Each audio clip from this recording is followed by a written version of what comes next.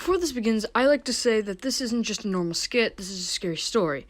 Okay, now let's get to it. My name is Daniel. I go to a middle school nearby. It's quite a long walk, but there's a shortcut through the woods. I go with my friends sometimes, but we always get scared and feel like we're being watched. But one day when we were walking through the woods, there was a man hanging with a brown coat. We called the police, and the police got there instantly because the new police officer was on patrol. They helped him down, but then he just looked at us with a blank stare, not knowing what we did. We didn't know if we did something wrong. But later that night, I felt like someone was watching me. When we used the same shortcut, two of my friends showed up, not the third, which is awfully weird because he's the one that doesn't get sick. We're like, okay, we're going to stop by his house to make sure he's okay. After school, we stop by his house, and there's a bit of blood in his pillow. We asked his mom where he was. He said that he was having a sleepover with us. He never had a sleepover with me. So we went into the same woods. We found his body hanging. We called the police, and he was dead. They found out his organs were salvaged from his body. Still disgusting. The next day, only one of my friends shows up. I'm terrified at this point, hoping that my best friend, the second one that was there, never left or died. I started crying to myself half the day of school. We walked through the woods to get to my house because we didn't want to take any chances. But the sad thing is, when we were walking through, his body was impaled on a tree.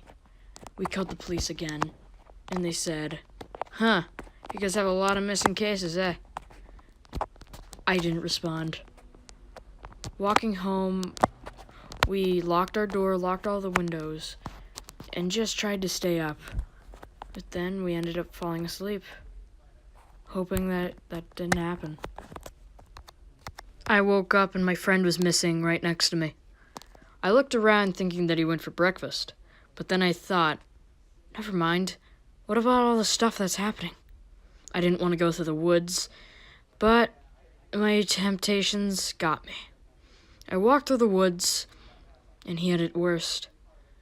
A message cut on his stomach, saying, "Don't look." I was terrified at this point, wanting to run back home and didn't want to go to school, so I looked up, brown coat, man hanging. The story goes like this. If you see a man in a brown coat, don't help him. All of your friends will die, the ones that at least helped you, and you will die last.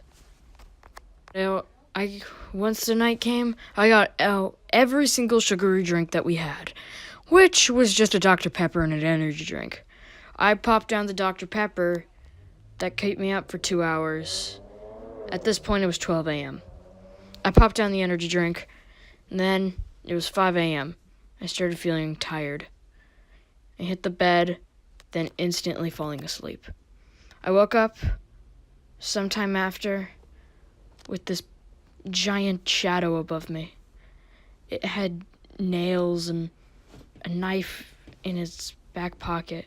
I squirmed around, but it stabbed me with something. My eyes were open, but I couldn't respond to my body. He put on the brown jacket from the man, lifted up my shirt, and started harvesting. He harvested one of my kidneys, and then he got a rope and tied it around my neck. He started dragging me to the same forest and strung me up. I woke up 2 years later, hanging in a tree. A group of 3 kids passed by and called the police. My body fell down, and I said, "Don't help me." And then the police came and helped.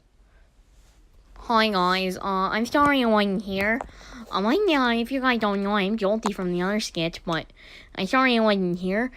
Trust me, we have something extremely funny and special for you guys next time. as well enjoyed the scary stories, which is already passed. Bye-bye.